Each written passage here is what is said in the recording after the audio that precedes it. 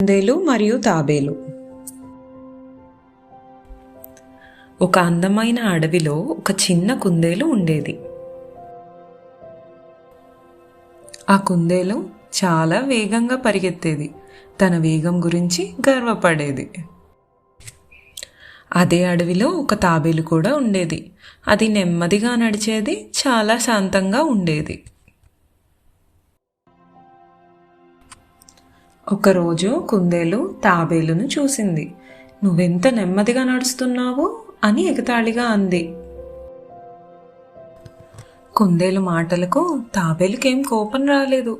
తాబేలు శాంతంగా చెప్పింది, "వేగం మాత్రమే కాదు, ఓర్పు కూడా ముఖ్యం. మనిద్దరం పోని ఒక పందెం వేద్దామా" అని. పందెం మొదలైంది. అన్ని జంతువులు వచ్చాయి చూడ్డానికి. కుందేలు చాలా వేగంగా ముందుకు పరిగెడుతూ ఉంది. తాబేలు మాత్రం నెమ్మదిగా ముందుకు సాగింది.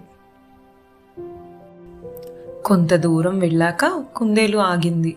తాబేలు ఇంకా వెనకే ఉంది. కొద్దిసేపు నిద్రపోతాను అని అనుకొని నిద్రపోయింది.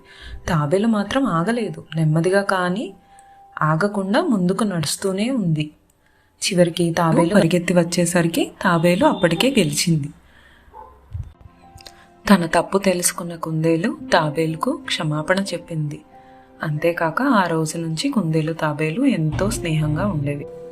చూశారు కదా పిల్లలు, నెమ్మదిగా అయినా పట్టుదలతో పనిచేస్తే విజయం మనదే.